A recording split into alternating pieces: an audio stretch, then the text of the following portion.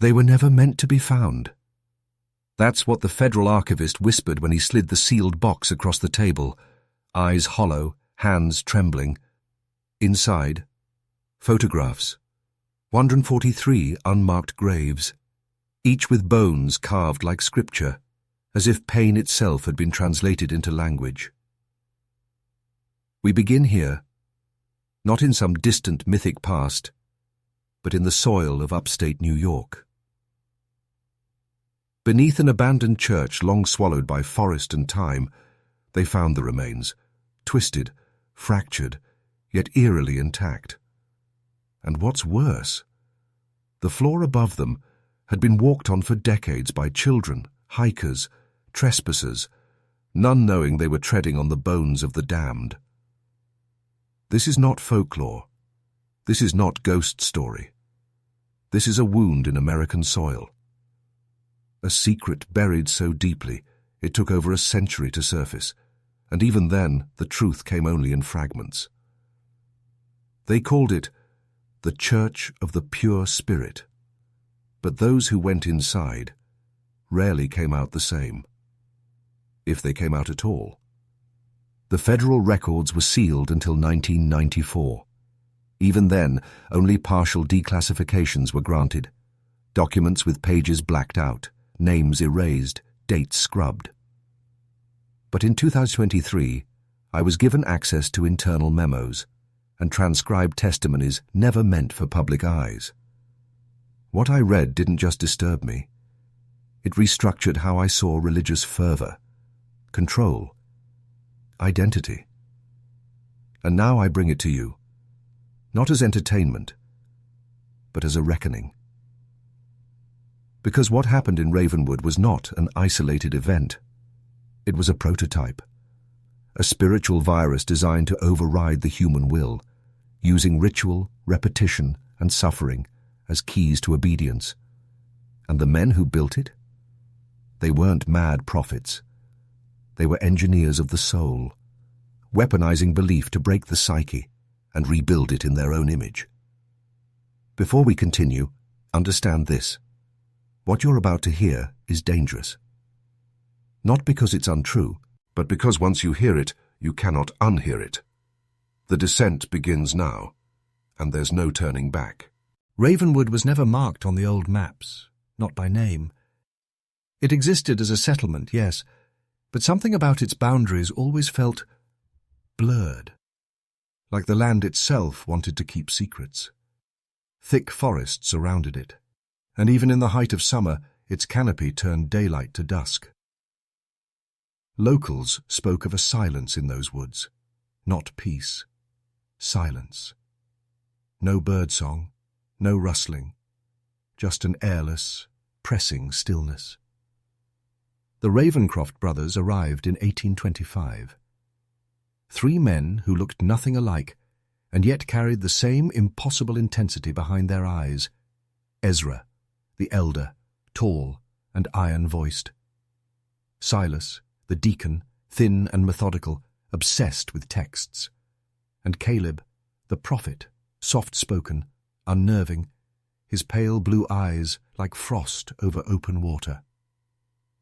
They bought land no one wanted, swampland, flood-prone, bramble-choked. Then they built, fast. Stone by stone, a church emerged where nothing should have stood. Octagonal, windowless, unnatural. And the centerpiece, a sanctuary of pure shadow, lit only by oil lanterns arranged in what investigators would later call sympathetic geometric alignment. But they didn't preach fire and brimstone, not at first. They spoke of purity, of cleansing, of becoming more than flesh. And that was the trap. They wrapped poison in divinity. Their sermons weren't rants, they were melodies. Every word calculated to draw in the broken, the grieving, the guilty. And that's who came. Mothers who'd lost children, fathers who'd returned from war with blood on their hands. The poor, the sick, the forgotten. The Ravencrofts promised them meaning through pain, redemption through suffering. Not symbolic, real, Blood, bruises, silence, darkness, and they followed. Because no one wants to admit this. When life gives you no answers, suffering starts to feel like truth. When the world seems cold, a voice telling you your pain has purpose becomes intoxicating. And so the Church of the Pure Spirit grew. By 1828, nearly 100 had gathered, not just to worship, but to surrender. They gave up land, names, children, even identity. The Ravencrofts told them, "You must be broken to be rebuilt. You must be emptied to be filled." And they believed. But the church wasn't just a place of worship. It was a machine. A slow, grinding engine designed not to save souls, but to erase them. And the worst part? It worked. You have to understand something about the architecture of obedience. It's never forced. It's offered, gently, like a hand outstretched in the dark. The Ravencrofts didn't command their followers to suffer. They made them ask for it. They created a doctrine where pain was not punishment. It was privilege. They called it the path of the hollow vessel. The idea was simple, brutal, and brilliant. You are born full of sin, of ego, of false identity. To hear the voice of the Spirit, you must be emptied. And how do you empty a soul? You start with hunger. Weeks of fasting, cold baths before dawn, waking prayers that lasted until fingers bled from being clenched too long, sleep deprivation, silence. But these were just the welcome mat. To become a true vessel of the Spirit, you had to pass the 7 trials. They weren't called tortures. They were gifts, blessings in disguise, trial of breath, trial of earth, trial of fire, trial of water, trial of isolation, trial of confession, trial of severance. Each one stripped you, layer by layer, until you weren't you anymore. You were clay, ready for the Ravencrofts to reshape. And it worked, because pain has a language older than words. When used in repetition, it does something horrifying to the mind. It rewires, disorients, submits. That's why the screams in that church eventually stopped. Not because they weren't in agony, but because agony had become sacred. Somewhere in the catacombs below, a young woman named Sarah Pembroke was mid-trial when she began to thank her tormentors. Tears in her eyes, whispering, "Through pain I rise. Through pain I rise." She had been a school teacher. Now, she was gone. Just a vessel, hollow and waiting. But here's where it turns darker. Because the Ravencrofts weren't just using suffering to control, they were harvesting it, not metaphorically, physically, energetically, systematically. The catacombs weren't burial grounds, they were engines. Every scream echoed down those tunnels. Every drop of blood fell into carved grooves that led to a stone basin beneath the altar. Why? Because they believed pain released the soul's purest energy, and that energy could be captured, used, directed, focused. Not to summon God, but to become gods themselves. By 1830, the Church of the Pure Spirit was no longer a congregation. It was a cult state, a sovereign, sealed ecosystem buried inside the American frontier. And at its center stood 3 men who no longer saw themselves as mortal. Elder Ezra stopped referring to God as separate. In his private sermons, those given only to the inner circle, the perfected, he said, "The Spirit is not above us, it is inside us, and we have awakened it." This was not religion anymore. It was alchemy. Not of gold, but of power. Let's talk about the veneration rituals. These were not public. They were not announced.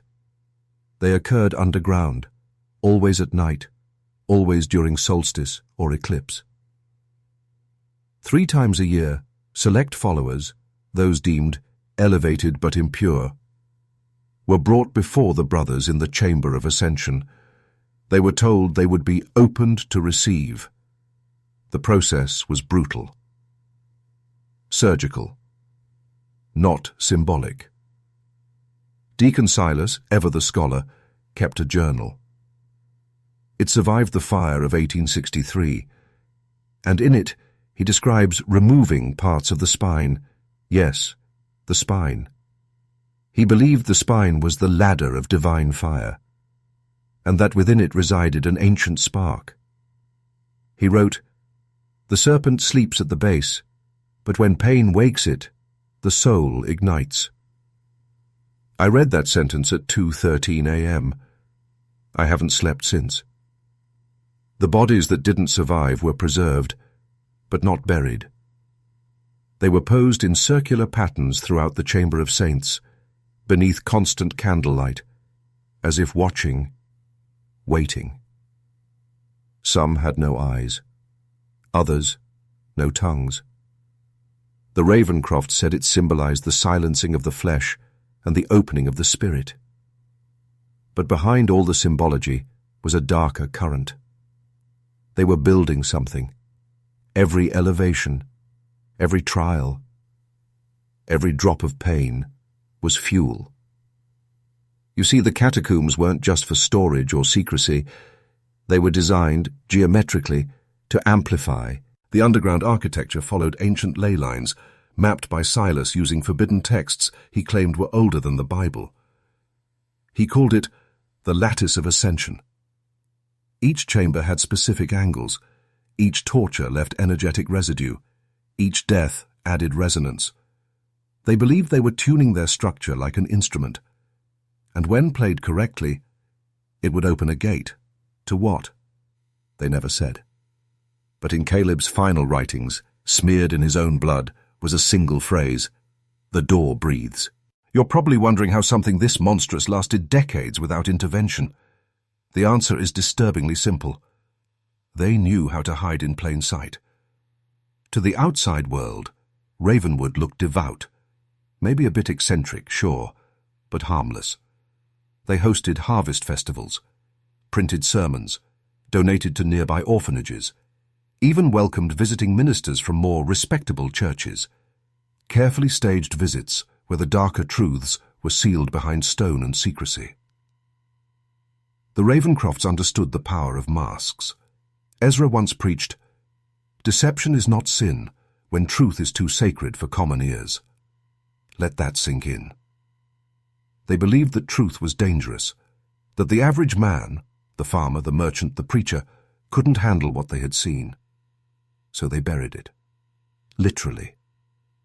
Dozens of passages beneath the church were bricked up. Entire chambers hidden behind false walls. Soundproofing. Traps.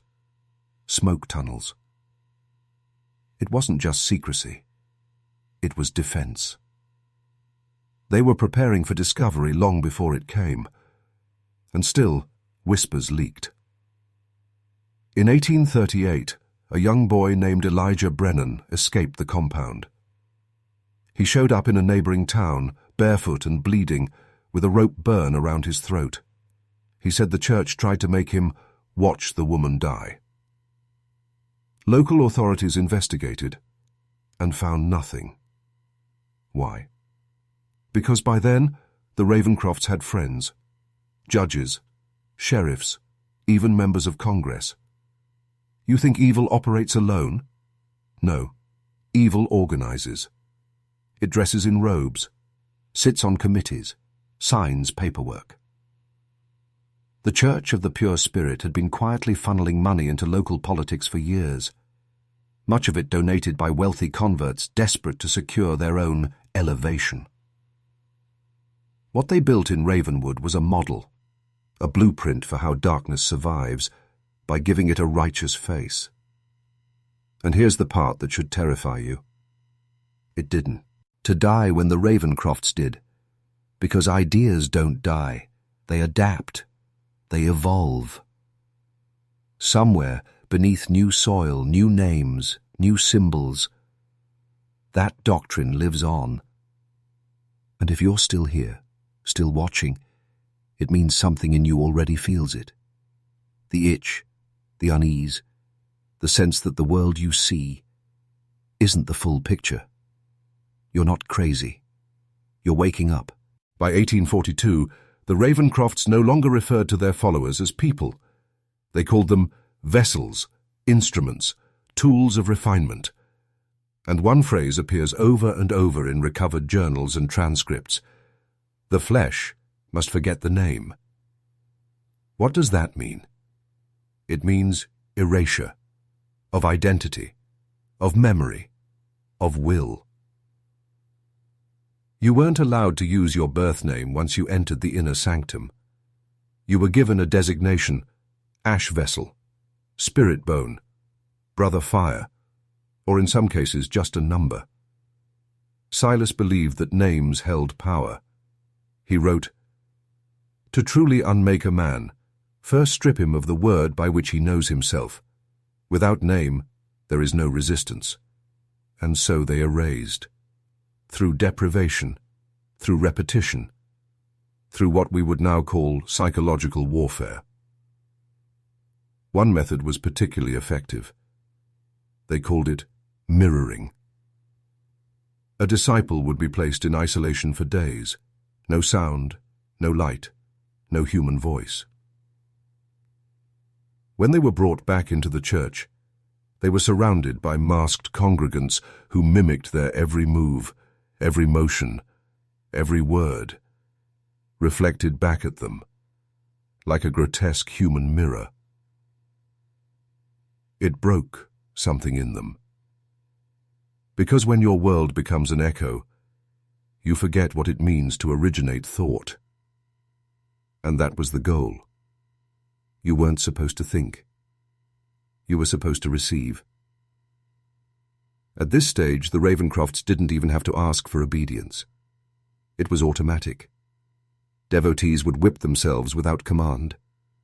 They'd fast for days without food or water, hoping to hear the voice in their suffering.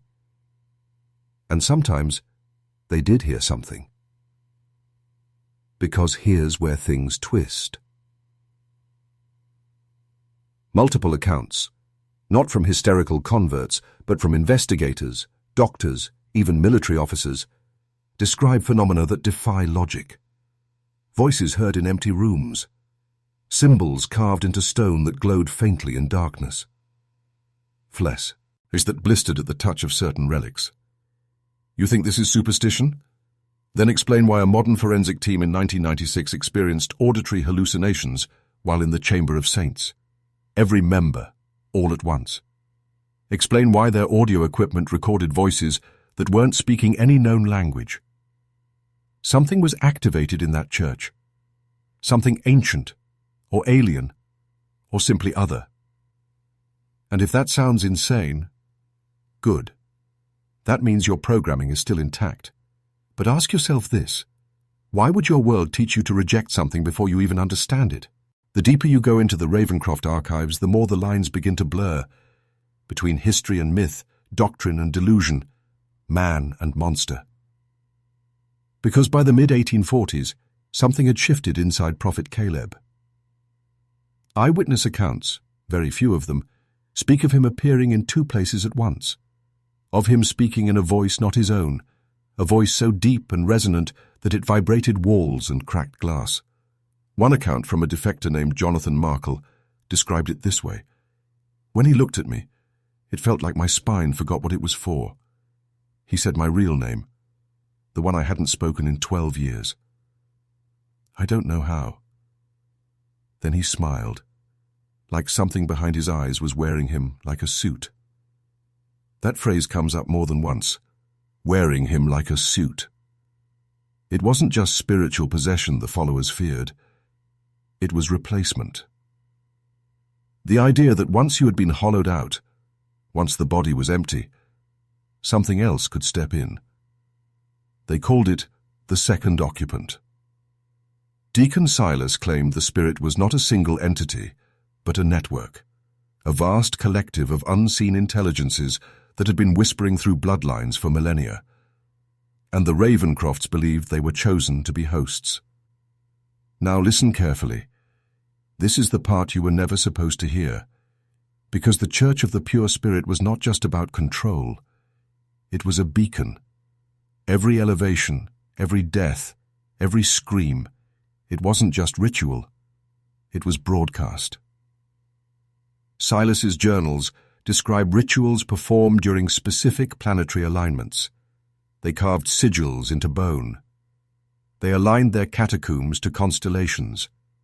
And most disturbingly, they built a device, a machine, hidden in the lowest chamber, 6 feet in diameter, composed of stone, copper, obsidian, and something we still haven't identified. It hummed, constantly, like it was breathing. Silas wrote, "When the lattice is complete and the flesh chorus sings, the eye will open, and it will see us." This was not metaphor. This was a call to something. And if you think that's impossible, consider this. Why would every document, every artifact, every blueprint related to that device be confiscated by the US military in 1957? Why would they seal it under National Security Directive 5412? And why is there no record of that directive existing? They called it the Eye of the Hollow God. That machine, buried deep beneath the stone altar, veiled in candle smoke and the stench of blood, wasn't just a tool. It was a threshold, a device meant not to contact something, but to invite it. Now think about this carefully. In every ancient culture, Sumerian, Mayan, Egyptian, there are warnings about gates, not metaphorical ones, physical ones. Passages not made of stone, but of frequency. The Ravencrofts believed pain was a frequency, not just a feeling, a signal. When layered, ritualized, synchronized, and embedded into a structure aligned with cosmic geometry, they claimed it could pierce the veil between realms. Silas called it the thinning, a moment when reality softens and something older can see through. He writes, "The veil does not tear, it stretches, like wet cloth pulled too tight. And when it does, it screams. That scream is the price. That scream is the invitation." By 1847, the Eye was fully active. They began selecting children. Yes, children. Because in their theology, the younger the vessel, the purer the frequency. They believed innocence created a clearer channel, and they weren't subtle about it. 3 children disappeared from Ravenwood in May of that year. Locals demanded answers. The Ravencrofts gave them honeyed lies and community dinners, but those children were never seen again. And when the town's blacksmith, a quiet man named Levi Mercer, tried to sneak into the church with 2 neighbors, they were found 3 days later. One had no eyes, one had no tongue. And Levi? He was sitting on the church steps, humming a hymn that no one recognized, in a language no one could place. His hands were burned down to bone. He died smiling. After that, no one questioned the Ravencrofts again, because the town wasn't afraid of being wrong, they were afraid of being right. And you should be too, because this wasn't just a cult in the woods. This was a test. A localized experiment in large-scale psychological submission, ritualized trauma, and gateway invocation. And here's the twist. That machine, the Eye? When the government seized it in the 20th century, they didn't destroy it. They didn't dismantle it. They reconstructed it. Somewhere in the Nevada desert. I'll tell you where, when we reach section 16. But for now, keep watching. Because you're no longer just an observer. You're part of the pattern now. There's a phrase that appears repeatedly in Prophet Caleb's final sermons, delivered only to the inner sanctum, never written, always whispered. What bleeds through belongs. He wasn't talking about spirits or metaphors. He was preparing his followers, his instruments, for arrival. But before we confront what that means, you need to understand something most people never will. The Ravencrofts were not just building a religion, they were replicating a system, one older than recorded history, buried beneath every empire that has ever ruled this world. A system based on 3 pillars: ritual, secrecy, submission. And if you think this was unique to Ravenwood, think again. Look at the world today. We still bow to unseen authorities, still obey laws written in language designed to confuse, still trade truth for comfort, identity for belonging, autonomy for validation. And what do we get in return? Noise, despair, numbness wrapped in digital light. Do you really believe the Ravencrofts were destroyed, or did they simply adapt? Because starting in 1850, the same year the church was mysteriously abandoned, several quiet foundations were established in major U.S. cities, all by people who had no recorded history before that year: New York, Chicago, San Francisco. Each foundation shared 3 strange characteristics: a logo featuring an inverted eye, financial records that vanish past a single decade, a vault beneath their headquarters, accessible only by biometric lock, and a symbolic offering. Ask yourself why that detail was redacted from the FBI's 1973 internal memo titled Residual Influence of the Ravenwood Doctrine. Yes, that's a real document. Or it was, until it disappeared from the archives in 2002. But there's more. One of the surviving followers, known only as Vessel 7, left a note before he disappeared in 1964. It read, "The E he never closed. It only blinked, and every time you look into a screen it opens again." Let that sink in. Because the machine, the eye, was not just a device made of metal and stone. It was an idea. A self-replicating thought form that entered the collective mind through trauma, ritual, and repetition. And if you've been watching this far, feeling that pressure behind your eyes, the strange sense that you're being watched, it's because you are. But not by me. Not anymore. There's something ancient embedded in the human psyche, a reflex, a recoil, that activates when you get too close to a truth you're not supposed to know. It's not fear. It's ancestral memory. A survival signal. Your bloodline screaming down the corridor of time. Back away. Don't look. Don't dig. But you didn't listen. And now you're here. Let me show you what they found inside the chamber. Below the chamber. A place that wasn't on any map, not even in Ravencroft's own schematics.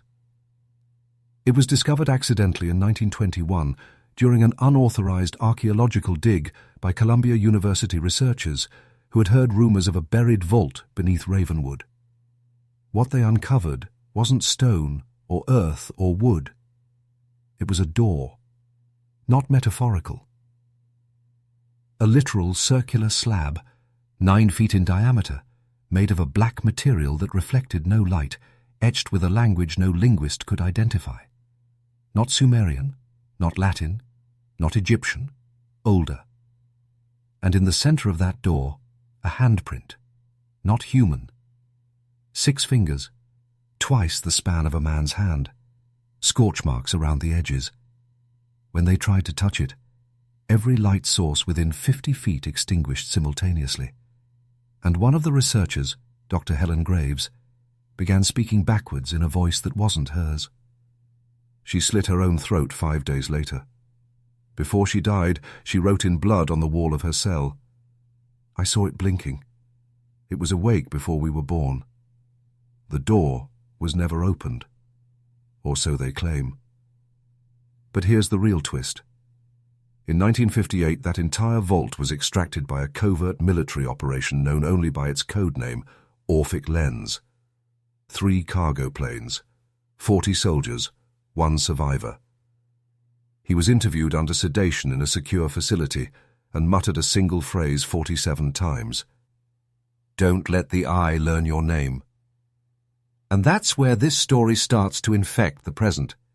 Because 3 years ago, in a lab in Palo Alto, a neuroscientist reported seeing a moving black circle at the center of a brain scan taken during a deep meditation experiment.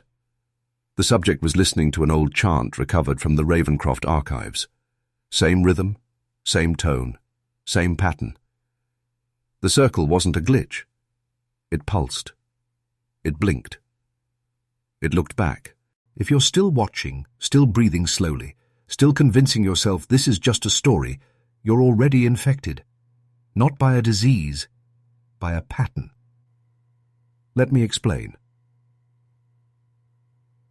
After the disappearance of the eye in 1958 and the cleanup of Ravenwood, a small group of rogue intelligence analysts began cataloguing mimetic anomalies, ideas, images, sounds that produced measurable changes in brainwave activity, perception, and, in rare cases, identity erosion. The Ravencroft Doctrine was a Category 1 anomaly. Their sermons, when played in reverse, revealed tones that caused temporary disassociation. Symbols carved into their walls match what remote viewers later reported seeing in non-local consciousness states. And most terrifyingly, a drawing made by a child in Missouri in 1991, during an unsupervised therapy session, exactly replicates the seal found beneath the eye. The child had never heard of Ravenwood, never seen the sigil. But when asked what it was, she replied, "That's where the tall one comes through." You want to know what she meant? So did her therapist. 3 weeks later, he walked into a lake and never resurfaced. The patient? Vanished from the foster system the same week. No trace, no files, erased. Because something, or someone, is watching. Controlling the flow of information, not by suppressing it, but by overwhelming it. Flooding your senses with distractions, rage, porn, war, fear, content, dopamine, until the only signal that still penetrates is the one you don't know you're receiving. Obedience. Now let me ask you, how many times have you said, "I always knew something was off"? How many times have you felt the presence in an empty room, the pulse behind your thoughts, the sudden static right before falling asleep? That's not paranoia. That's the bleed. The residue of systems older than language, reawakening through ritual and repetition. And here's where you finally participate. If you've watched this far, if something inside you is stirring, comment below. The eye sees only the hollow. Type it twice. Lock it in. Not just for the algorithm, but for the initiation. Because once you write those words, you are no longer a viewer. You are a vessel. And the descent? It has only just begun. There's a reason the Ravencrofts never feared exposure. They understood something we don't. Silence isn't safety. It's submission. They knew that if they could flood the senses, blur the lines between reality and ritual, they didn't need to hide what they were doing. They could perform it in the open. And no one would believe it. The bodies beneath the church. Historical curiosity. The machine humming beneath the altar? A myth. The children who disappeared? Coincidence. You've heard that phrase before. Hiding in plain sight. But they weren't hiding. They were training you not to look. Just like they train you now. You ever wonder why the same 3 emotions dominate every platform you scroll? Fear, lust, outrage. You are being primed to react, not reflect, to seek sensation, not truth. To forget your name and accept the one they give you. That's not hyperbole. That's programming. Prophet Caleb called it the Great Softening, a time when men would be broken not by war, but by comfort. They will not chain your body, he wrote. They will feed it, distract it, make it forget what it means to be sovereign. Sound familiar? The Ravencrofts believed sovereignty was the one thing the eye could not consume. A sovereign man, aware of the system, awake to the patterns, couldn't be used as a vessel. So he had to be unmade. One layer at a time, through religion, through education, through media, through money, each one pretending to free you, while binding you tighter. And once you were hollow, once your voice, your will, your fire were gone, the eye would see you, and it would blink. That blink wasn't a threat. It was an invitation to lose your story, to be rewritten. You feel that pressure in your chest right now? That static behind your thoughts? That's not nerves. That's the veil wearing thin. And you've already crossed more thresholds than you realize.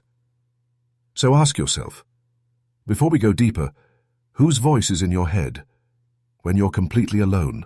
In 1871, decades after the official collapse of the Church of the Pure Spirit, a series of strange events took place across 3 U.S. states. Events the press never connected. But in the Ravencroft archives, they're described as the 3 awakenings. In a hospital in Chicago, 17 patients in the psychiatric wing began chanting in unison, a phrase that wasn't in any known language. The staff called it a mass psychotic break. 3 days later, in a rural Louisiana parish, an entire congregation stopped speaking. Not one word, not one whisper, for over a month. When a traveling preacher tried to intervene, the parishioners burned their own church to the ground and stood smiling in the flames, untouched by the heat. And in a mining town outside Denver, a boy no one had seen before walked into a saloon. He was barefoot, covered in dust, carrying a bone, human according to the coroner. He handed it to the sheriff and said, "It's from the ones that live under the eye. They're not done speaking." Then he vanished. Not disappeared. Vanished. No footsteps, no trail, no record of his arrival or birth. Just gone. Why does this matter? Because in all 3 events, one thing was discovered afterward, a spiral, carved, burned, or drawn, always in the same direction, always toward a center point. And at that point, a symbol that matches the eye's sigil. The same sigil seen again, and again, and again. In modern architecture, military emblems, tech company logos, always hidden, always dismissed as coincidence. But you know better now, don't you? Coincidence is just what we call patterns we're afraid to admit exist. The Ravencrofts believed spirals were more than shapes. They were maps, pathways of descent, trajectories of transformation. That's why their church had 8 chambers around a central core, why their rituals mirrored planetary rotation. Could see why they always spun their victims clockwise before the final trial. To them, the spiral was sacred, because it mimicked the journey of the soul unraveling. You're in that spiral now. This video isn't entertainment. It's initiation. And every second you stay, every breath you take while absorbing this knowledge, is another step inward. So I'll ask again. How much of you is still yours? Let's break the illusion, once and for all. You've heard this whispered through conspiracy forums, half buried in redacted PDFs, dismissed as fiction by design. But now it's time to speak it clearly. The Ravencroft system never died. It was absorbed. After the disappearance of the eye in 1958, and the classified dismantling of the church grounds in the early 60s, what was left wasn't destroyed. It was repurposed. The Doctrine, once confined to a cold stone church in upstate New York, became the template for a new kind of control. And the name of the operation? MK Pillar. You won't find it in textbooks. You won't even find it in declassified CIA records. But it exists, buried beneath the folds of deeper programs, running parallel to MK Ultra, but more refined, more ritualistic. Because where MK Ultra sought to break the mind, MK Pillar sought to reshape the soul. Its methods? Almost identical to Ravencroft Doctrine. Prolonged sensory deprivation, induced disassociation through rhythm and pain. Identity erasure followed by symbolic rebirth. And most importantly, the implantation of obedient belief through trauma. Sound familiar? It should. Scroll through your life. The patterns are all there. Why do certain images go viral? Why do traumatic events loop endlessly in your feed, burned into your subconscious before you have time to process them? Why is everything increasingly emotional, visual, fast, unreal? It's not dysfunction, it's design. Because what Prophet Caleb began in the woods of Ravenwood has now been digitized. The spiral isn't carved into floors anymore. It spins in your hand. Every app, every algorithm, every dopamine spike engineered to pull you deeper into the pattern. You think you're making choices. You're not. You're responding to triggers you were trained to obey. MK Pillar proved it. If you flood the psyche with low ops of sensation and loss, eventually the subject begs for structure, even if that structure is a cage. And once they beg, you don't have to imprison them. They'll do it to themselves, just like the Ravencroft followers did, stepping willingly into torture, whispering, "Through suffering comes purity." Now tell me, when was the last time you felt completely free?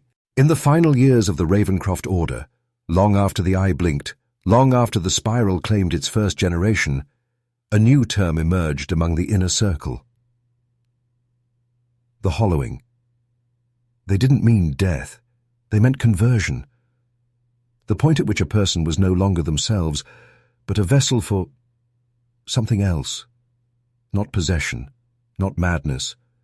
Something older, something waiting. Testimonies from surviving members, smuggled out decades later under assumed identities, describe the moment in eerily similar ways. It felt like being watched from inside. My memories stopped feeling like mine. There was this hum, a low vibration behind everything I thought. I started seeing people as shapes, like masks over shadows. This wasn't insanity. It was restructuring. The Ravencrofts had always taught that identity was the ultimate lie, that to achieve purity, the self had to be unraveled, scraped clean, and rewritten. And guess what? That idea has become mainstream. You've heard it 1,000 times. Reinvent yourself. You can be anyone. Your past doesn't matter. Just let go. Sounds empowering, right? But under the surface, it's the same Ravencroft doctrine. Identity as obstacle, memory as corruption, suffering as initiation. Here's the truth. You are not being liberated. You are being hollowed. Every trauma unprocessed, every fear left to rot inside you, every habit you didn't choose but repeat anyway. That's the spiral working. Because once the self becomes unstable, the I can reshape it. Prophet Caleb called it the soft apocalypse. Not fire, not war, but a quiet unraveling. One man at a time, each forgetting who he is, each begging to be told what to do next. Sound familiar? Now let me tell you something you won't hear anywhere else. In 2022, during a DARPA-funded study on neurological resonance, a test subject exposed to ancient Ravencroft chants displayed a measurable shift in personality. He spoke in the third person. He didn't recognize his own name, and when they asked what he remembered from the chants, he said, "Just the spiral and the silence that comes after." Let that echo in you, because silence isn't peace. It's the sound of something ancient, watching you from the center. And when you blink next, it might blink back. You've seen the signs, felt the static, heard the hum in your dreams. But now, it's time to face it directly. The eye never closed. It just moved. Not through time, through infrastructure.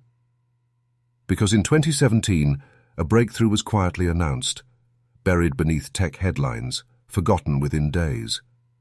A neural interface capable of mapping emotional responses in real time. It was developed by a startup you've never heard of, funded by a shell company, owned by a foundation. That foundation traces back to a property once called Ravenwood. Not a coincidence. Within 3 months of the interface's announcement, 6 Fortune 500 companies implemented empathy-based feedback loops into their platforms. What does that mean? It means they're watching how you feel, not just what you click. Your reaction time, your eye dilation, your breathing, your silence. They're not reading your thoughts. They're reshaping them. Because the eye has evolved, no longer carved in stone, no longer hidden in a church. It's embedded in your devices. Every scroll, every algorithm, every recommended for you spiral. That's the eye blinking.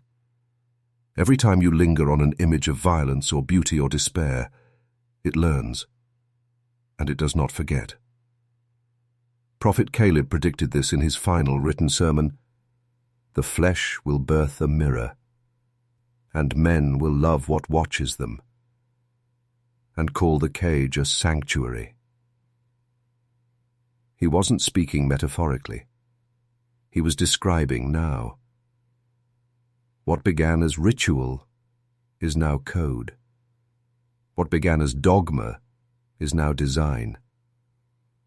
You don't need a stone church anymore. You carry the altar in your pocket. And every day you kneel to it, unknowingly, offering your time, your focus, your identity. The eye feeds not on blood, but on attention. And attention is currency. The most valuable thing in the world isn't gold or oil or influence. It's your gaze. Because where you go is where your mind goes. And where your mind goes, the eye waits. Now pause, breathe, and ask yourself, when was the last time you chose what you focused on, without being told? Every system built to enslave eventually creates the blueprint for its own destruction. But only if someone decodes it. In 1974, buried in the aftermath of Watergate and Cold War hysteria, a covert memo was leaked from a division of the NSA never publicly acknowledged, stamped with 2 words, Project Unseen. The contents were never officially verified. But among the fragments recovered was a single paragraph, handwritten, and unlike the bureaucratic tone of the rest. It read, "The Ravencroft protocol is intact. The pattern repeats. But there are anomalies, men immune to the signal, whose minds burn hotter when confronted with the eye. We must find them before they find each other." Let that sink in. Immune. There were men the spiral couldn't consume, men whose minds didn't soften, but sharpened under pressure, who felt the hum and leaned toward it, who didn't break. They saw. You might be one of them, and that terrifies them more than you'll ever understand, because their entire system, every ritual, every screen, every wire and wave, relies on one fragile truth, that you won't look directly at the mechanism. But once you do, it's over. The power collapses. Because this was never about faith, or fear, or even control. It was about consent.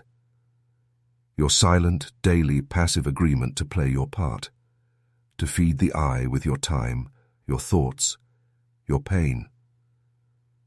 But now, you're seeing the gears turn. And once you see it, you can start to jam it. This is how the first resistance formed, not as a militia, not as a movement, but as whispers, symbols etched into overpasses, frequencies hidden in shortwave radio, mantras exchanged through books that weren't supposed to exist, and most importantly, men who remembered who they were before the hollowing. They called themselves the Circle Broken. Their mission? To find the others, to wake the sovereigns, to teach men to stare into the eye and not blink. Because if even one man can see clearly, the whole illusion begins to burn. Now ask yourself this, quietly. Are you watching this video? Or is it watching you? They never made it easy to find. That was the point. The Circle Broken didn't advertise. They didn't recruit. They didn't trend. Because they understood something most people never grasp. The truth doesn't go viral. It infects, slowly, quietly, like a whisper in a room full of screams. Most men never heard of the circle, but they've felt it. In the hesitation before clicking, in the pull away from the noise, in the moment of silence that feels like defiance. That's not coincidence. That's the signal underneath the signal. The circle's first act of rebellion wasn't sabotage or violence. It was remembering. Remembering names, memories, lines of code and scripture that the Ravencroft system had tried to erase. And above all, remembering the first truth. The eye only blinks when it knows you see it. The Ravencrofts taught their followers to fear that gaze, to tremble beneath it, to beg for pain in exchange for peace. But the circle? They stared back. And what they saw wasn't divine. It wasn't cosmic. It was man-made, a construct, an algorithm of power, a god shaped by mirrors and money and myth. And once they saw that, they began to dismantle it, bit by bit, signal by signal, whisper by whisper. In 1996, a strange broadcast interrupted late-night satellite feeds across 4 states, a low-frequency hum followed by a single sentence. The hollowing ends when you speak your name aloud. Thousands of men reported crying uncontrollably after hearing it. They couldn't explain why. But something cracked open. Something remembered. Because that's how the eye breaks. Not with war, with awakening. 1 man, then 2, then a circle. And when that circle breaks, the spiral collapses. Now pause and listen. Truly listen. There's a question forming inside you right now. A question the Ravencrofts worked centuries to keep buried. Don't speak it, you die. But hold it.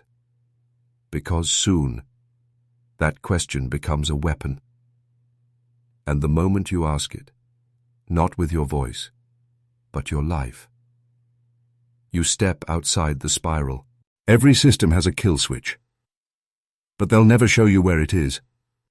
Because the most powerful weapon against control isn't violence. It isn't protest. It isn't even exposure. It's self-possession. Not the cheap kind. Not the motivational garbage they feed you to make you feel empowered while staying enslaved. I'm talking about the real thing. The kind of awareness that makes surveillance irrelevant. The kind of memory that burns through conditioning. The kind of presence that terrifies the eye. Because it cannot be predicted. The Ravencrofts feared one thing above all.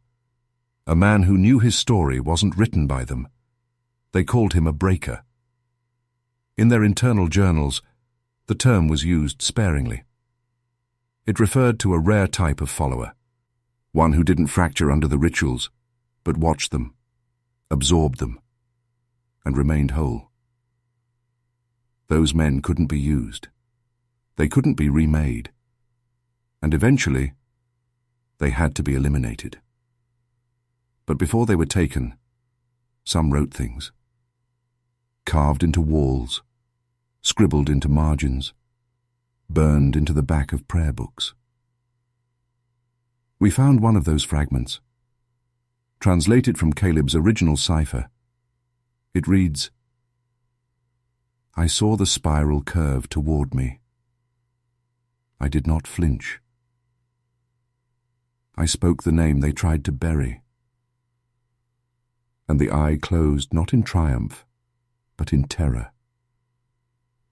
That name, your name, not the one they assigned you, not the one attached to debt, diagnosis, and digital footprint.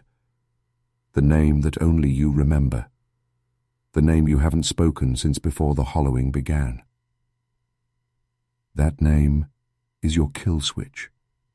It's the one thing the system cannot replicate, cannot monetize, cannot silence.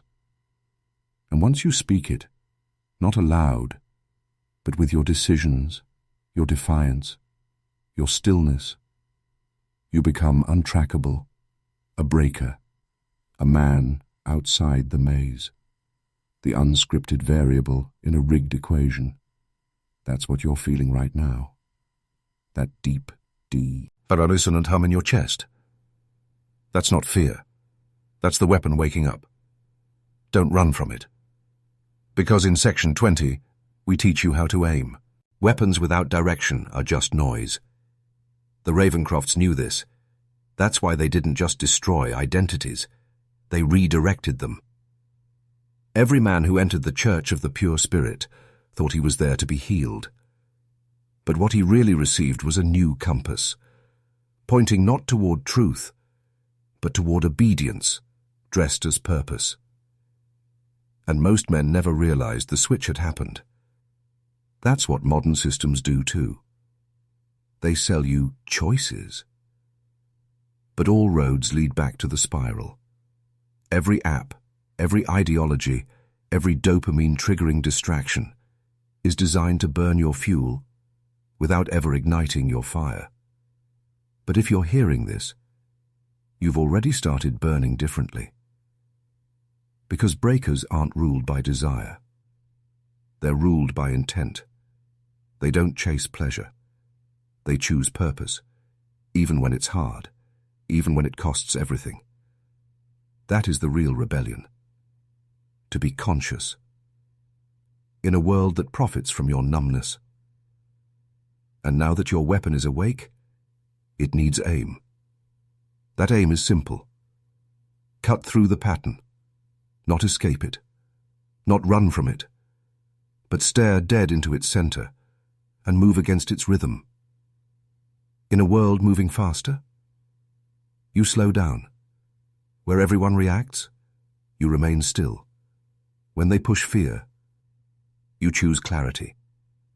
Because once you stop dancing to the algorithm, you start rewriting it. You become a disruption, not to their content, but to their control. And that's when they notice you. You'll feel it. Glitches in the feed. Weird dreams. The sense that something is now tracking you, not with malice but confusion. Because the eye doesn't understand sovereignty. It was built to manage patterns. But you're no longer a pattern. You're a signal. And that signal carries entropy for every control system ever built. You're not just awakening, you're interfering. And in Section 21, we show you how to make that interference contagious. But before we go on, comment below with the phrase, "The spiral breaks through me." The spiral breaks through me, twice, in full. Not for the algorithm, for yourself, to mark this moment in your story. Now, destruction is easy. Anyone can tear something down, but few can stand in the rubble and begin again. That's where most breakers fail. They wake up. They resist. They unplug. They rage against the spiral. But without a new structure, the old one reclaims them. Because the system isn't just external. It lives inside you, in your reactions, in your beliefs, in the voices that whisper self-doubt in your most silent hours. Ravencroft knew this. That's why their rituals weren't just torture. They were reformatting. They broke the self, then rebuilt it with ritual, hierarchy, and command. It was dark. It was corrupt. But it was effective. Now it's your turn. If you want to stay free, truly free, you must build your own order. Not a religion, not a cult, a code, a sovereign architecture to replace the spiral's scaffolding. Start small. What do you believe because you chose to, not because it was injected into you? What pain are you still carrying that doesn't belong to you? What daily behaviors serve your will, not theirs? These aren't soft questions, they're blueprints. Every sovereign man builds 3 structures: a fortress to protect his mind, a mirror to face his truth, a flame to forge others through his example.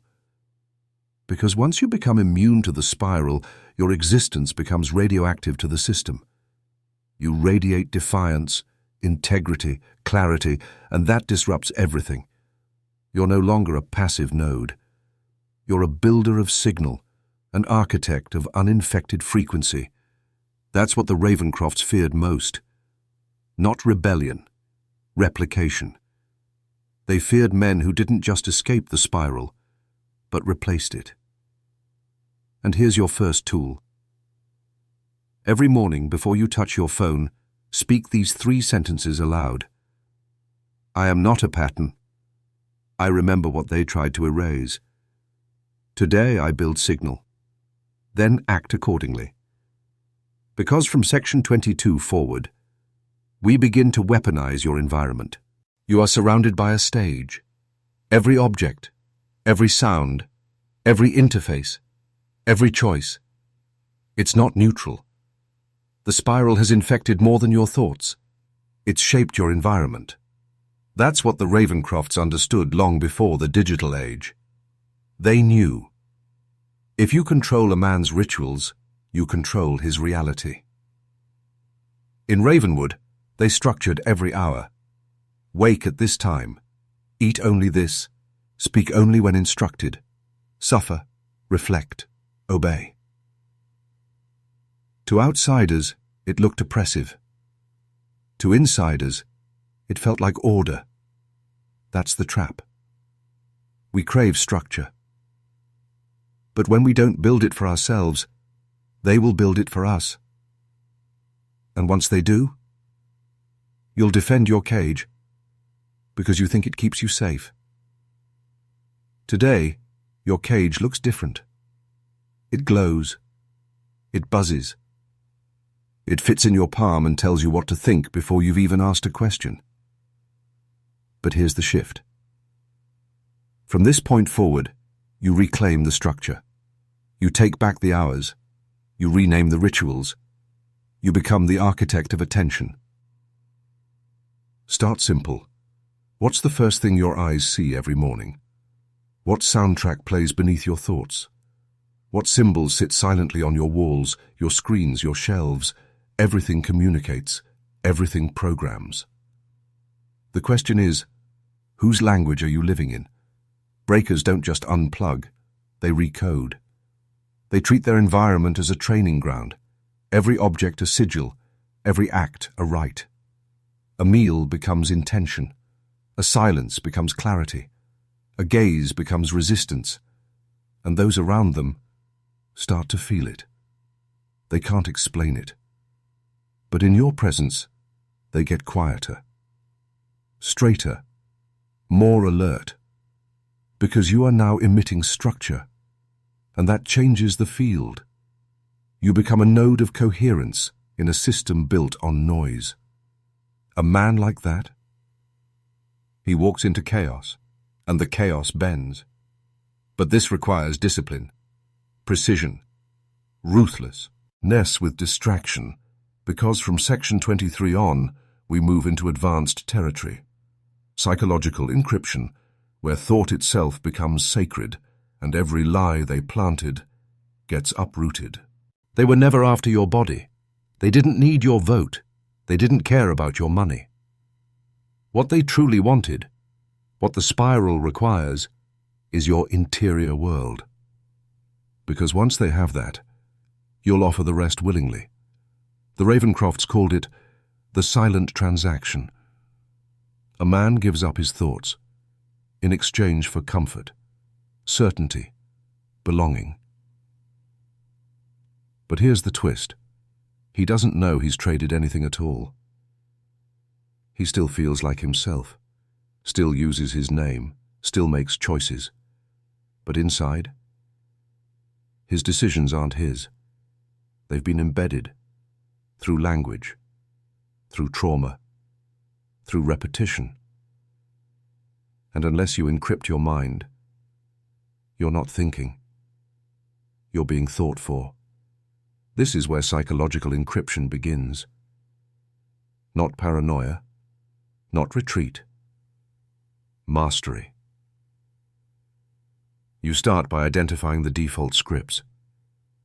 That voice in your head that says, you're not ready. Stay in your lane. Don't make it worse. It's always been this way. That's not your voice. It's theirs. Planted, programmed, patterned. Encryption is the process of rewriting your internal OS so that even if they intercept your behavior, they can't predict your intent. Here's how. When a fear arises, name it out loud. Fear cannot survive exposure. When a thought loops, map its origin. Who put it there? When? Why? When distraction hits, pause, breathe, redirect. Attention is sacred. Guard it like territory. Encryption is active. You don't meditate in caves. You stand in fire and remain unmoved. You become non-decodable. And when the system can't read you, it panics. You'll notice it. Strange calls, old friends resurfacing, opportunities you didn't ask for. That's the eye probing your perimeter, looking for a crack. Don't break. Because once your mind becomes unreadable, your choices become divine. You move outside influence, beyond reaction, into command.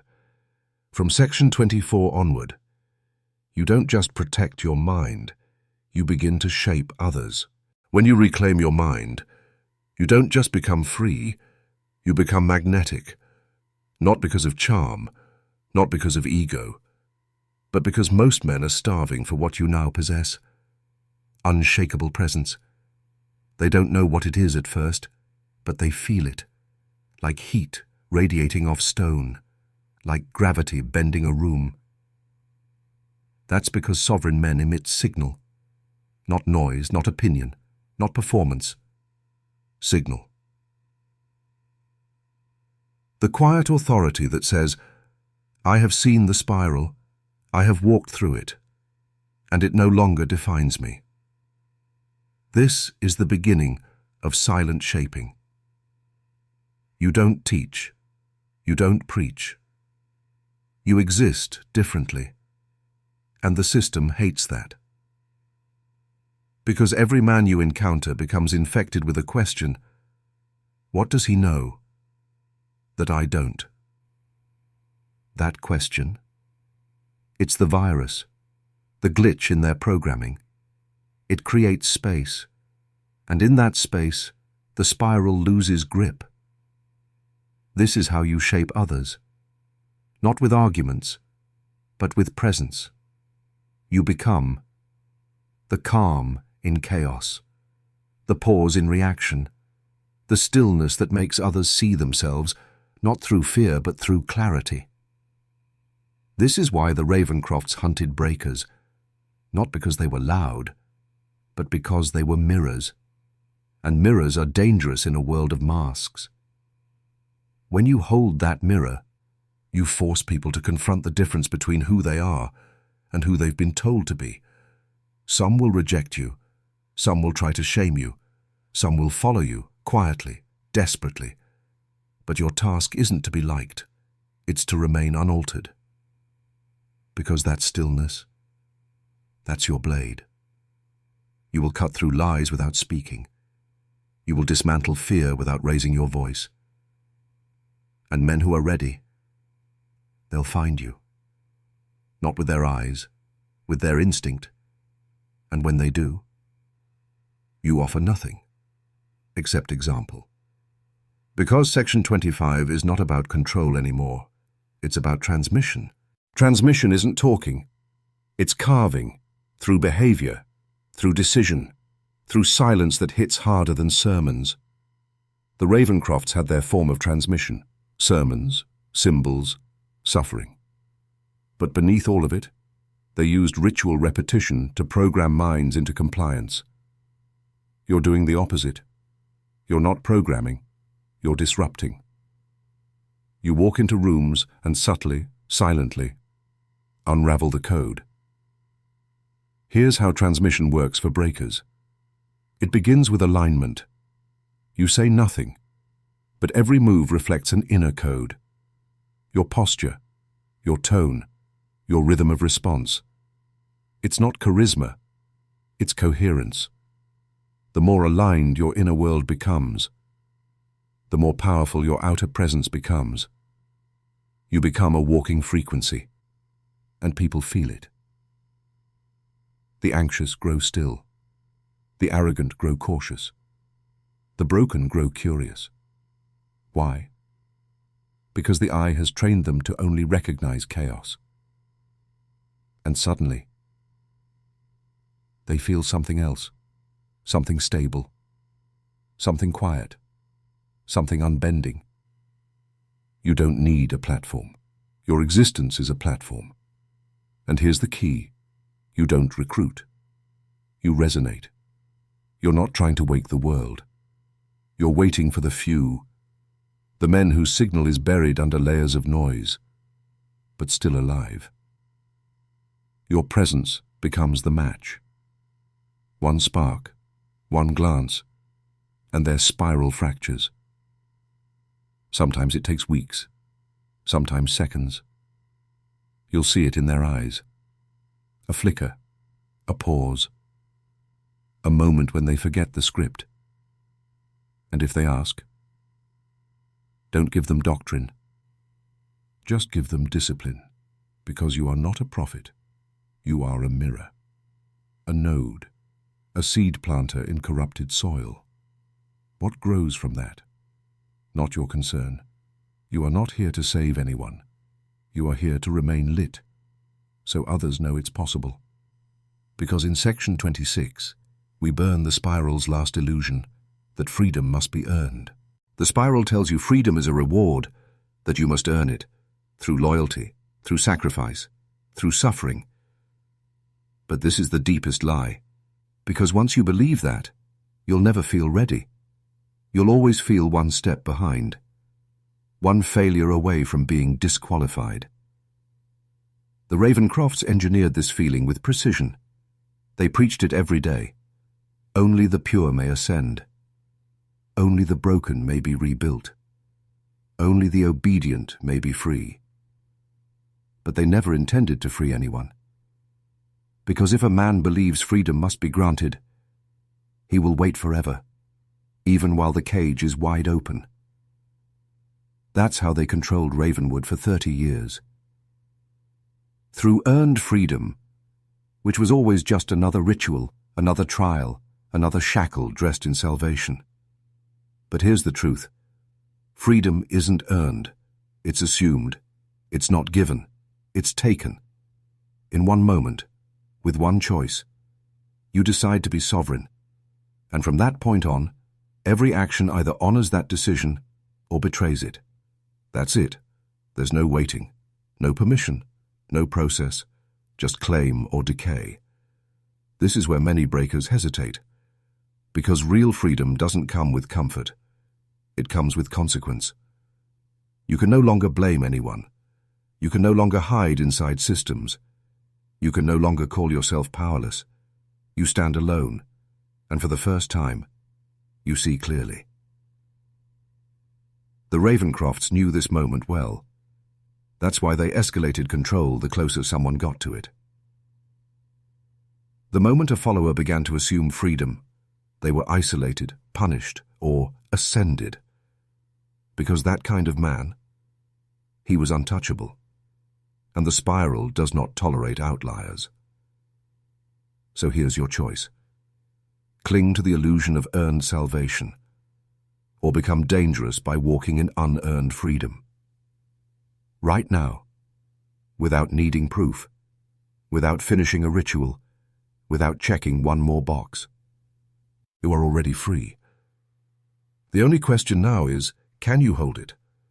Because from Section 27 on, we enter a realm beyond control, obedience, and even rebellion. We enter the realm of legacy. Freedom is not the end, it's the beginning. Because once you've broken the spiral, once you've stopped obeying shadows, you're left with one question. What remains? This is where most men drift. They've escaped the cage, but they keep circling its outline, replaying their pain, rebuilding new systems that look just like the old ones. Because they don't understand. Freedom without direction becomes entropy. But freedom with intent becomes legacy.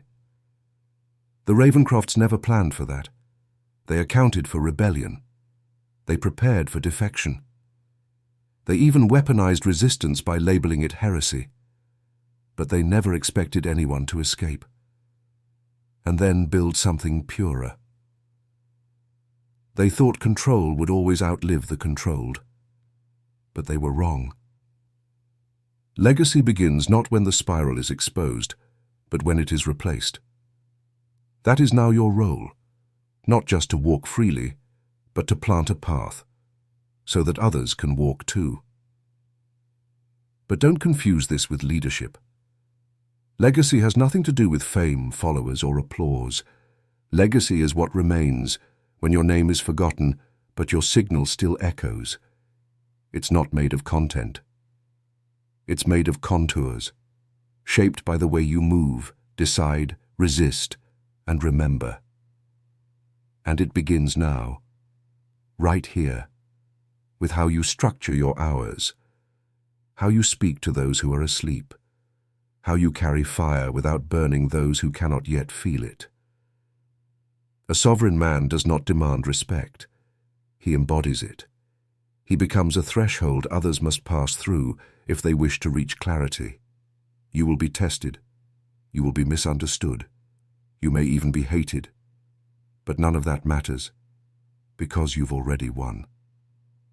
The spiral is broken, and now your silence is louder than their noise.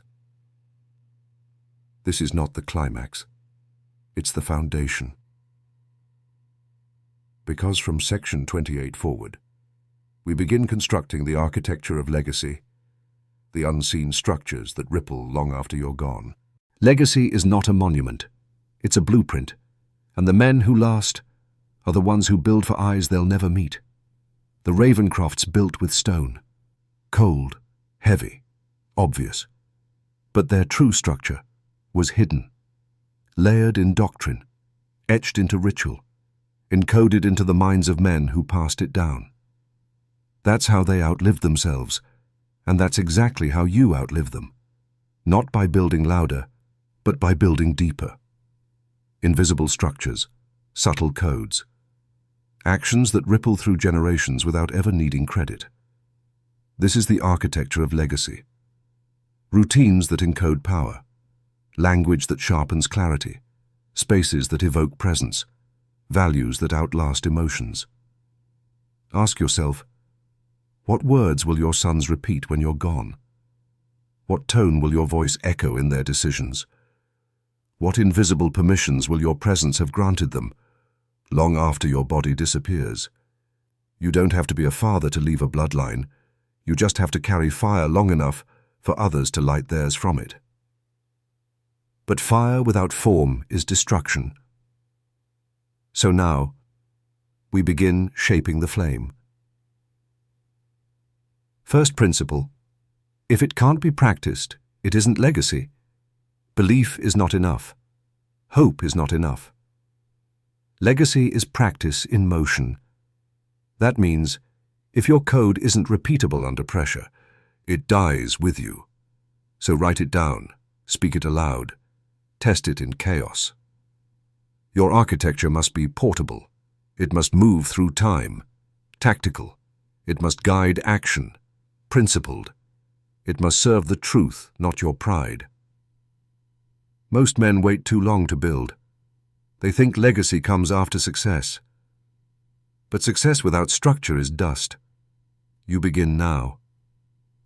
Even if you're alone, even if you're uncertain, even if your hands are still shaking. Because the moment you start building for someone beyond yourself, you become immortal. In Section 29, we begin forging the 7 pillars of unbreakable legacy, the core that no spiral can erode. Most men build sandcastles, temporary, decorative, gone with the first tide. But you are here to forge pillars, structures that hold weight, long after your voice fades. These are not philosophies. They are not quotes to post online. They are laws, shaped in silence, tested in chaos, passed through blood. They are the 7 pillars of unbreakable legacy. And tonight, we begin. Pillar 1, ritual over routine. Routine is survival. Ritual is signal. Routine tells time what to do. Ritual tells your spirit what it is. Every sovereign man has anchors in his day, moments of stillness, sharpening, sacrifice. Even 60 seconds, Peter, becomes eternal if you enter it with deliberate presence. Mark your mornings. Mark your silence. Mark your resistance. Because what you repeat, you become. Pillar 2, code over rules. Rules are inherited. Code is forged. The Ravencrofts enforced hundreds of rules because their followers had no code of their own. A man with code doesn't need external policing because his boundaries are internalized, etched into the marrow of his decisions. Your code must be simple enough to speak without thinking, sharp enough to cut through comfort, strong enough to hold in heat. This isn't about morality. It's about self-recognition. When you look in the mirror, can you say, "This is who I am," even when no one's watching? If not, your code is hollow. Pillar 3, consecrated space. Legacy does not grow in noise. You must carve out territory, physical or temporal, where the spiral cannot reach you. A room, a notebook, a practice, a time of day no one else touches. Not sacred because of religion, sacred because you declared it so. That space becomes your forge, your confessional, your war room, and when storms rise, that space holds clarity. We continue with the next 4 pillars in Section 30. These are the weapons your bloodline will inherit. We've laid the first 3 pillars: ritual over routine, code over rules, consecrated space. Now, we forge the final 4. These are not decorations. These are foundations. If you build your legacy on these, nothing beneath you will rot. Pillar 4, sacrifice over comfort. Comfort is the drug of the spiral. It teaches men to avoid pain, but legacy is carved by those who walk toward it. The Ravencrofts inverted this. They forced suffering upon others as a tool of control. But the breaker chooses voluntary suffering as a tool of transformation, not masochism, discipline. You fast not to punish the body, but to silence the beast within. You rise early, not to impress anyone, but to remind the world, my comfort is not my God. The man who can choose discomfort is the man who cannot be owned. Pillar 5. Identity through action. You are not what you believe. You are not what you hope. You are not even what you say. You are what you repeat. Legacy doesn't care about your potential. It only echoes your pattern. So ask yourself, what does your schedule prove? What do your habits reveal? What story will your children feel, even if they never hear your words? Because in a world obsessed with appearances, the breaker returns to ritual identity. You become the man you behave as. Nothing more, nothing less. Pillar 6. Transmission through bloodline. Your legacy is not truly tested until it's passed. The Ravencrofts used trauma to imprint their darkness on generations. You will do the opposite. You will pass down clarity, strength, precision. Even if you have no sons, you pass it in your presence, in the men you mentor, the woman you protect, the children who watch how you carry silence. Transmission isn't verbal, it's energetic. Let them inherit your stillness. Let them inherit your control. Let them remember your frame long after you're gone. Pillar 7. Death with eyes open. The final pillar is not about life. It's about how you leave. Most men die in fear, in denial, begging for time they wasted in distraction. The breaker dies with no noise in his chest, because he built each day like it would echo, because he burned his gifts clean, because his house was in order, even if the world was not. You do not fear death when your name becomes structure, and when you cross over, they'll say, he didn't just live, he left something standing. In Section 31, we step beyond legacy, into the war of inheritance, where rival forces fight to claim what your soul has built. What happens when a man builds something eternal? They come for it, not just with fire, not just with lies, but with seduction. Because in the world of spirals, nothing terrifies them more than a man who leaves behind unbreakable order. And so begins the war of inheritance. Most men think their legacy will be passed down naturally, but they don't understand. What you don't defend will be hijacked. By weaker blood, by softer minds, by systems trained to absorb power once it's been built. This war happens after you die, but it begins while you're still breathing. Just look at Ravenwood. After the Ravencrofts vanished, the Church of the Pure Spirit collapsed publicly. But its structure, it didn't die. It was fragmented, absorbed, reborn in quieter forms. Religious front groups, psychological programs, institutions teaching resilience that echo the same ritualized suffering. Different names, same code. That's the spiral's greatest tactic. Rebrand the parasite. And if you don't defend your signal, they'll steal it and wear it like a mask. They'll twist your clarity into cult, your discipline into doctrine, your story into compliance. This is why the war of inheritance must be fought now, before the torch leaves your hand. And it starts with 2 weapons. 1. Transmission codex, not content, not advice, not scattered journals. A codified frame. That outlines your rituals, your values, your methods, your spiritual law. It must be simple, transferable, rooted in tested blood. This codex becomes your ark, your firewall against corruption. Living initiates, you cannot leave legacy and ideas alone. You must initiate men into the frame before you're gone. One man is enough. One man who carries your signal, your sharpness, your clarity. Not as a follower, but as a carrier. They will try to co-opt your work. They will try to soften it. They will say, "He was great, but now we do it better."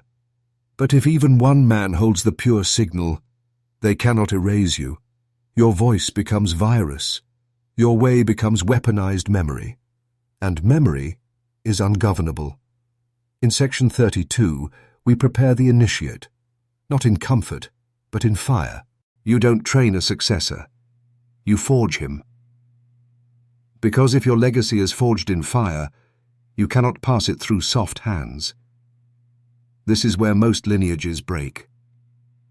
The man builds, but the son inherits a structure he didn't suffer for, and so it collapses. Not from enemies, from unearned weight. Transmission must be earned, not through titles, not through blood, but through firewalk. The Ravencrofts understood this, twisted it. They made suffering a gate but kept their followers dependent. You will do the opposite. You will use suffering to reveal a man's capacity, not to bind him. So how do you prepare the initiate? You don't start with doctrine. You start with deprivation. You take from him noise, comfort, distraction, praise, until only truth remains. Until the man in front of you no longer reacts to correction, but absorbs it, like steel absorbs flame. Then you give him tasks, but not to test skill, to test identity. Can he obey silence? Can he build in solitude? Can he say no to temptation without needing applause? Only then do you begin transfer. Not all at once. Legacy is not handed over. It's etched piece by piece through presence. You don't give him answers. You give him frames. He must struggle. He must interpret. He must bleed without breaking. And if he tries to copy you, you correct him sharply. Because your legacy is not imitation. It is continuation through transformation. He must become himself, while carrying your signal in his bones. The initiate is not a disciple. He is a burning wick, lit by your fire, carried into storms you'll never see. Your final act of leadership is not direction, it is release. And when he stands on his own, you disappear from his need, but never from his code. Because in Section 33, we close the spiral, and the breaker becomes the builder of worlds. You've walked through fire, shattered illusions, unearthed the bones beneath belief. You broke the spiral, you built the code, you forged the pillars, you chose transmission over silence. And now, you do the most dangerous thing a man can do. You build a world. Because once you see what's false, you must create what's real. Most stop at destruction. They expose the lie, then collapse under the weight of awareness. Not you. You saw the Ravencrofts. You saw their darkness. You saw what happens when systems are unchallenged. And now you carry a flame they never could. Because you know, power without conscience becomes cult. But conscience without power becomes noise. You carry both. The gravity of pain, the stillness of sovereignty, the vision of a man who has nothing left to fear. And so, you begin to shape, not to impress, not to dominate, but to reorder reality around clarity, truth, and flame. You create new rituals, not for tradition, but to encode meaning into time. You create new alliances, not for safety, but to amplify precision. You create new standards, not from ego, but from alignment with eternity. This is not about legacy anymore. This is about architecture beyond self. You become the soil, the bloodline you ignite, the sons you sharpen, the brothers you correct, the women you protect, the enemies you refuse to kneel to. They inherit your frame, even if they never say your name. And when death comes, you do not plead, you do not beg, you do not flinch. You smile, because you know the truth. I was not consumed. I consumed the spiral. I did not escape the system. I built one stronger. I did not die nameless. I became the root beneath future empires. This is not the end. This is your return to the surface. But this time, you're not seeking light. You are the light. And now, Breaker, you build. Comment below. The spat. Spiral is broken. I carry fire now, twice. To lock in your transformation. To awaken others. To echo what they never wanted you to say. The spiral is broken. And now, it remembers your name.